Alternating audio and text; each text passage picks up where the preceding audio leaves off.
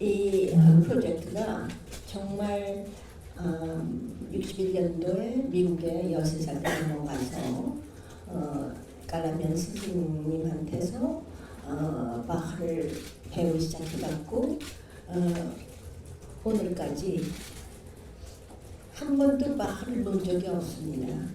그런데 한국에는 2010년도에 5년부터 10년도까지 손 때문에 은퇴를 했다고 생각해서 줄리아드에 가서 아리키다가 한국에 10년도에 와서 필하모니 오케스트라와 아슈케나지랑 브람스 콘체르토를 한 후에 대관령을 감독으로 올리라고 맡아서 그거를 시작했어요. 11년. 그런데 2012년에 제가 그렇게 원하던 바흐를 6개를 연주를 하려고 다시 회복해갖고 그거를 집중해서 생각을 많이 했습니다. 연습은 못했고요. 연습은 옛날처럼 손 조건 때문에 그렇게 많이 못하고 그 5년 쉬는 동안에 하도 머릿속으로 바흐를 갖고 있고 있었기 때문에 음악이 멈출 적은 없습니다. 그래서 2012년도에 선명동 성당에서 6개를 2번으로 나눠서 연주를 하는데 16년도 1월 달서부터 리코딩 스튜디오 때 들어가서 결국은 에디팅이 그게 다 돼갖고 마무리된 게 6월 달인데 그러니까 4년이 걸린 거죠. 4년 동안은 정말 집중을 많이 했습니다. 여기에. 그래서 EMI 워너 클래식 EMI 하루는 88년도서부터 계약을 맺어갖고 리코딩을 많이 했죠. 그 중에서는 제가 제일 생각나는 게 베이토벤 콘체르토를 컨서트케바우랑 클라우스 텐슈대장 연주를 했고 라이브 콘서트 직접 실연주를 리코딩을 했습니다. 그래서 모든 것을 다 포기하고 기업을 잡고 줄리아드에 가서 프로페서로 그렇게 생활을 할 줄 아는 것이 그렇게 생각을 했었는데 정말 인간의 자기 아픈 암만 보려고 해도 이런 기적은 저는 바라보지 못했습니다. 그래서 연주하는 것만 해도 너무 2012년 동안에 그렇게 행복했고 너무 마음이 벅차고 사람들이랑 이걸 성당에서 나눌 수 있는데 거기서 너무 우는 것도 너무 많았고 그렇게 저한테 사랑을 많이 줬습니다. 그런데 그래서 이 리코딩을 워너 클래식으로 첫 번 리코딩으로 사실은 케빈 테너와 맞은 두오 파트너십이 대관령에서 2011년도에 시작했습니다. 그래서 그때 꾸준히 계속해서 준비를 해왔고 그래서 두오 리코딩이 첫 번으로 나갈 예정이 됐었는데 바하를 거기 다 뒤에 스토리가 있지만 바하를 먼저 하게 됐습니다.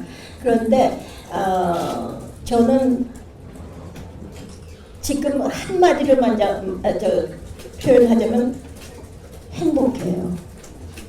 행복하고 감사합니다.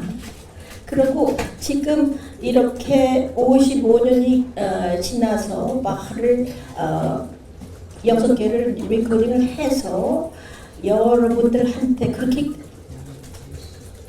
일본에서 그때 70년도에 가서 런던 심포니랑 프레빈이랑 연주를 했을 때도 그 후에 거기 꾸준히 연주를 하러 갔었는데 가끔 이제 차코노도 하고 그러면은 그렇게 바하를 기다렸어요. 그런데 지금은 그래서 팬들한테 너무 미안한 게 항상 요담에 이제 한다. 그러다가 이제는 나오면 그때 한 걸로 할라. 그렇게 말을 바꿨습니다. 근데 지금은 이 6개가 나오니까 제 자신도 이게 벌써가 아니라 정말 나왔구나. 정말 나왔구나. 이거는 꿈인가 현실인가? 아직도 제가 이게 실감이 나지가 않아요. 왜 그러냐면 리코딩을 하면 제 과정은 이루 말할 수 없이 복잡합니다. 뭐 1초에도 내 마음속에 머릿속에 스쳐가는 그 생각은 너무 많기 때문에 그래서 이 리코딩을 제가 아주 겸손한 마음으로 드립니다. 그런데 제가 한 가지 말하고 싶은 마음에 드냐? 질문 받을 걸 제가 벌써 다 대답을 해버리는데요. 마음에 드냐 하면은 지금은 너무 제 자신이 이걸 들어봐도 너무 황송스럽게 감사하게 받아들입니다. 이게 현실이 됐다는 게. 그리고 벌써 이 에디팅을 파스한 지 한두 달이 되니까 제가 듣는데도 공간이 생겨요. 그리고 저거를 내가 했나 하는 생각을 합니다. 그리고 지금은 벌써 앞으로 가서 프로젝트가 이제는 케빈 캐너도 이제 해야되고 또 제가 그 말 해도 될까요? 베이트 앤 브라운스 며칠 전에 일주일도 안 됐습니다. 한 4일 전에 제가 브람스 콘체르토를 오너 리코딩 컨트랙을 했을 때 세 프로젝트를 제가 제안을 했어요. 그래서 바 무반주 6곡하고 그 다음에 두오 리코딩을 케빈 캐너랑 하고 그러고 제가 꼭 브람스 콘체르토를 다시 하고 싶다 그랬어요.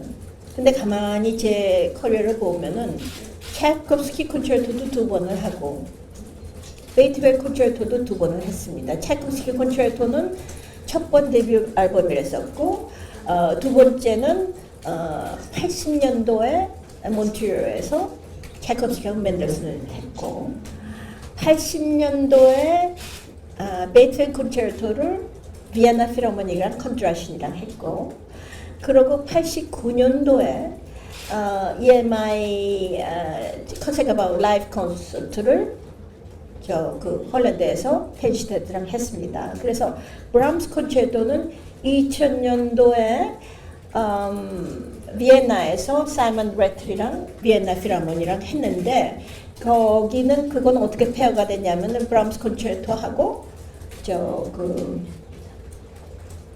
Fifth 베이토벤 심포니가 들어갔습니다. 그래서 그 후에 제가 브람스 콘체르토를 콜라보레이션을 어떻게 틀리게 구성을 해서 내가 지금까지 걸어온 이 그 해석을 어떻게 다시 이걸 담아서 내낼 수 있을까 해서 여러 가지 생각을 했는데 물론 정명 감독 동생과도 심중히 생각을 했습니다. 그런데 마리우스 얀센이 옛날에 그분이 뭐 40대 같이 연주를 했었는데 요번에 제가 그 프로포즈를 ICA 매니지먼트 제너럴 매니저한테 가서 프로포즈를 해라. 그런데 그 브람스랑 그 뒤에 뭐를 속냐. 그래서 브람스하고 그럼 브람스 피아노 콜텟 오퍼스 25권을 할까. 뭐 브람스 더블 콘체르토로 할까. 그러다가 지금 이 상황에 이 나이에 아주 있는 욕심은 다 부렸어요. 그래서 제가 베이토벤 콘체르토와 브람스 콘체르토를 하루에 한 이브닝에 마리우스 얀슨과 바이스룬풍이랑 연주를 해갖고 라이브 콘서트를 리코딩을 하자. 그랬더니 거기서 승낙을 받은 거예요. 그래서 지금 모원에서 지금 열심히 지금 그걸 준비하고 있을 겁니다. 그래서 이거는 이루어지면 2018년 전에는 안 될 것 같아요. 그렇죠? 그 17년에는 두오 리코딩은 17년 봄에 들어갈 것 같습니다. 그래서 그렇고 그래서 지금 제 가족 패밀리는 EMI 원원데 이상님 부장님은 EMI 제가 있을 때부터 여기 너무 같이 연주도 많이 연주할 때 오시고 그런데 한 가지는 저처럼 연습 많이 하는 사람은 처음 봤다고 그랬어요. 왜냐면 연주 나가기 전까지 안다를 하고 연습을 했기 때문에. 그건 옛날 얘기입니다. 13년도에 가라면 스승과 했을 때는 그때는 첫째 집중이 바이올린을 어떻게 완벽하게 뼈대가 있게 하냐. 그리고 테크닉에 제일 중요한 게 자세. 이거 바이올린이 항상 어린애들이 잡으면 내려가잖아요. 그냥 딱 바이올린 들고 보여드릴게요. 이렇게 하면 이렇게 들어야지 돼요. 이렇게 들고 해야지 되는데 그러면 얼마나 필요해요. 그러니까 그 트레이닝이 대단히 힘들었어요. 맨 처음에는. 그러고 파티타 3번을 했는데 따가다따따따따가다따따따 그걸 갖고 할 테크닉을 그렇게 선생님이 알려 주셨어요. 그래서 그렇지만 현실 지금 와서 이 메이저 파티타를 할 때는 우선 첫 악장이 프렐류디오인데 프렐류디오라는 거를 갖다 그게 사실은 키보드에 어플라이하는 템포입니다. 그렇기 때문에 그 익스프레션이에요. 그렇기 때문에 라흐마니노프가 이 메이저 프렐류디오를 피아노로 해서 하모니 맞춰서 그거를 곡을 편곡을 했어요. 근데 키보드에서 들으니까 너무 마음에 드는 거예요. 그리고 하모니까지 붙였으니까 바 솔로 6개는 without bass. 그러니까 하모니 베이스가 없이 내가 어떻게 그거를 들리게 끌고 나가야 되는 거예요. 그것 때문에 바이올리니스트가 하나같이 다 고민을 합니다. 이걸 어떻게 끌고 나가야 되냐. 코드만 딱딱해서 그동안 중간에 메꾸냐. 근데 난 코드를 해도 이게 끝까지 딱 끌어가면서 코드가 진행이 되는 그거를 굉장히 많이 연구했는데, 그래서 E 메이저 파티타를 첫 번 했는데, 그게 그 후에 비발디 4 시즌을 2000년도에 리코딩을 할 때, 그때 비발디 책 너무 많이 듣고 그랬는데, 바하가 비발디의 컴포지션에서 너무 많이 알고 있었고, 비발디의 콘체르토, 비발디가 콘체르토를 300개 오페라를 하여간 600 한두 끝도 없이 많이 썼는데 비발디가 기가 막힌 바이올리니스트였었어요. 그래서 오페라에서는 그 중간에 액트에 자기가 즉흥으로 바이올린으로 그 솔로 시간을 다 메꿨는데 그게 바하한테도 다 알려졌었고, 그래서 바하가 교회 음악에서 나와갖고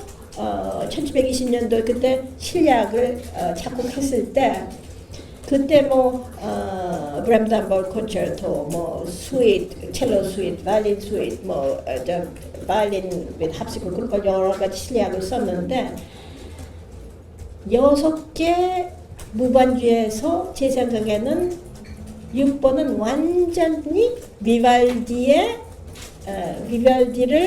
생각하고 거기에 그걸 따서 했다고 생각합니다. 그래서 그러니까 비발디 4 시즌 할 때도 너무 즐거웠고, 요번에 리코딩 할 때 이 메이저 파티타를 하는데 얼마나 즐거운지. 그랬더니 스티브 존스가 이렇게 익사이팅하게 이 메이저 프렐류드는 자기는 처음 들었다. 그러면서 너무 필립하고 그냥 엔지니어가 스파이리 업스터까지 하고 그렇게 좋아하더라고요. 그래서 제가 해봐도 6개를 정리하자면은 연주 그때 그 6개를 했을 때도 베이징 후에도 6개 했을 때도 5개는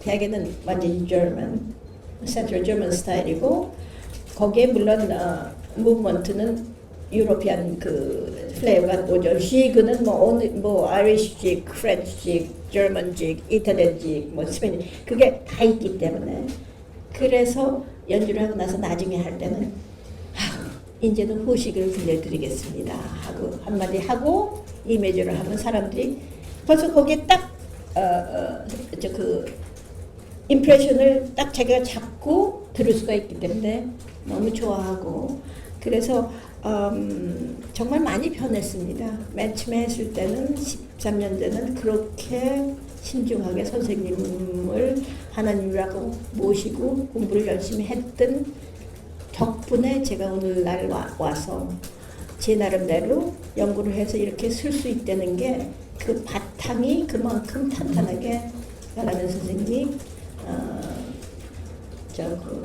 놔주셨기 때문에 하나 다른 사람하고 틀린 거는 무대에 올라서고 연출하는 사람들은 다 그렇습니다. 연출을 할 때는 보통 있는 힘으로 하는 게 아니에요. 거기서 확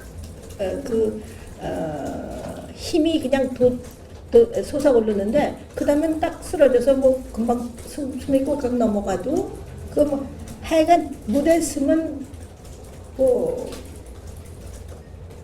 너무 그 하는 게 즐거운 거예요. 그러고 즐겁다는 게 그냥 하하 즐거운 게 아니라 이거를 어떻게 해서 여태까지 내가 경험했던 거에 그 바하의 영혼 속에 들어가서 기가 막히게 바하가 폭발적이라고 그러면 믿을 수가 없잖아요. 근데 바하를 이 사람 관중들이 줄 때 속에서 팍 무슨 야 샤크노를 들었을 때 어떻게 이럴 수가 있냐 그런 필링을 전달할 수 있는 게 내가 거기서 서서 할 수 있다고 생각을 하거든요 제가. 그러니까 얼마나 이거는 흥분되는 일이고 기적적인 일이니까 그래서 연주를 하기 위해서 타고난 사람이기 때문에 저는 할 수 없어요. 연주를 하기 위해서 그런데 지금 오늘 당장 연주를 못한데도 하나도 앞뒤가 돌아다 보이지가 않고 앞으로 지금 할 일이 너무 많습니다. 왜 그러냐면 지금 한국에서 기가 막히게 재주 있는 애들이 많이 나오고 있잖아요. 얼마나 잘하고 있는데 그런데 이 사람들이 이 영제너레이션이 가면서 앞으로 바라볼 게 뭐냐 그러면은 제 자신이 만큼 이끌어온 거는 그 신비한 음악의 영적인 그 세계를 놀면서 자기가 그걸 갖고 설레면서 그 방한가 조금만 돼서 그걸 갖고 막 비벼대고 문지르대고 씨름을 하고 막 몸부림을 치고 막 울고 날씨 법석을 하다가 보면은 너무 신비로운 색채가 나오고 자기 정말 이 세상에서 아무한테도 나눌 수 없는 그런 기가 막힌 자기의 원하는 메시지 비밀이든지 뭐 화든지 사랑이든지 믿음이든지 무슨 뭐 패션이든지 모든 게 다 거기서 자기가 그거를 불러낼 수 있는 게 자기 공간이기 때문에 그런 거를 어디서도 연주 안 하는 사람도 얼마든지 가질 수 있습니다. 그거를 자기가 그렇게 해서 내놓으면 무대에 가면 관중들이 얼마나 고마워하는지 가서 그렇게 해내면 관중들은 너무 냉정하기 때문에 그 말 다 압니다. 이 연주한 사람이 얼만큼 혼이 깨끗하고 진짜 우리한테 전하길 원하냐 탑이 다 틀린데 그래서 지금 그렇게 잘하는 재주 있는 영 제너레이션이 그쪽으로 가는 것 같아요. 왜냐면 콩쿠르 그냥 계속해서 뭐 한두 번, 세 번, 네 번, 다섯 번 해봐도 그거는 시작입니다. 콩쿠르는 시작이지만 자기 자신의 캐릭터는 그거는 숨이 넘어가는 날까지 그거는 발견하고 또 발견하고 또 발견하고 한도 끝도 없어요. 전 지금 이 말을 한번 했다 그래도 연습하면 이 하모니는 그 하모니 그 라인을 리딩하는 거 거기 그 컴퓨터에 그 컴비네이션은 이름 말할 수 없지만 그러니까 얼마나 한도 끝도 없는 게 예술이기 때문에 그래서 그거를 끌고 나갈 때는 저를 볼 때는 실수이 말하는데 지금 아주 그 얘기만 해도 흥분이 돼서 이렇게 날리잖아요. 그러니까 그런 공간을 가지면서 사람들한테 자기 있는 개성을 100% 발휘할 수 있는 그런 상황을 여러분들도 격려해주고 사회가 다 만들어주고 그러면은 한국을 따라갈 나라는 없습니다. 그렇게 재주가 있어요. 여기 어느 분야도 제가 보면은 제가 정말 구라파에 많이 지구를 다 돌아다녀 봤는데 아주 정말 한국 국민들은 묘한 컨비네이션입니다. 안 가진 게 없어요. 그 중에서 제일 많이 가진 건 패션입니다. 그렇기 때문에 그 감정이 얼마나 폭이 넓고 다양한지, 그래서 그걸 갖다 어느 분야나 다 자기 나름대로 자기 그 스페이스를 찾으면은 다른 사람하고 다른 시대를 벗어나서 비교할 필요가 없습니다. 그러면 그렇게 해서 50년 해보세요. 뭐가 나오나? 저는 지금 바이올린 한 지가 63년입니다.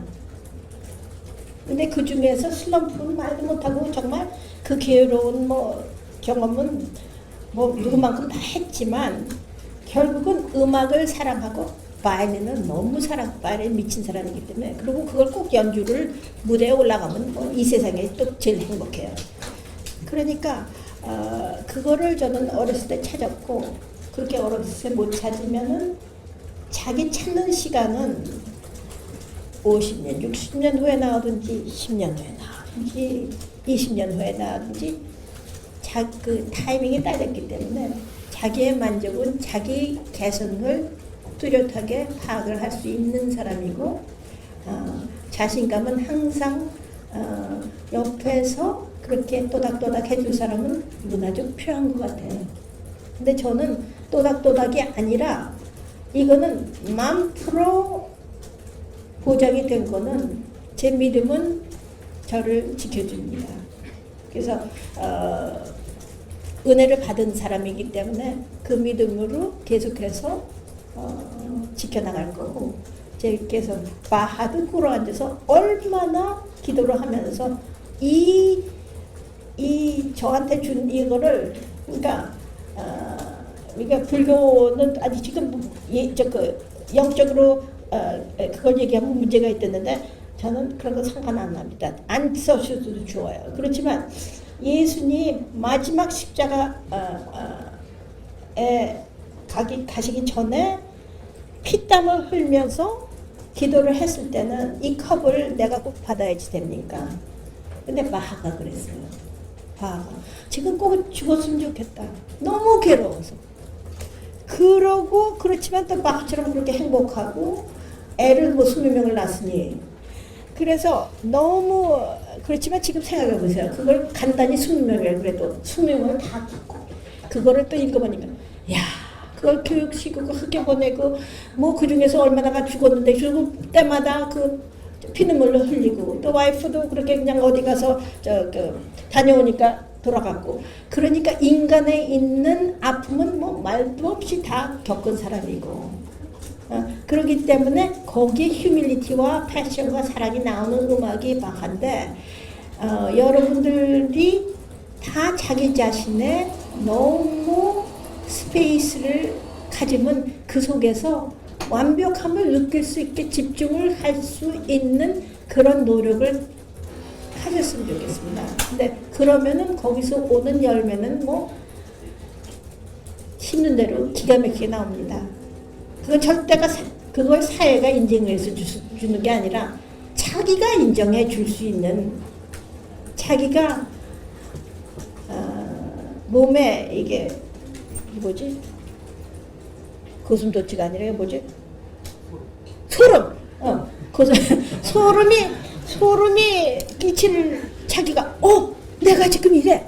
그런 소름이 끼칠 순간을 가지면 굉장히 행복하신 분이니까 소름 끼치는 노력은 그거 힘들지 않아요. 집중하면 되니까.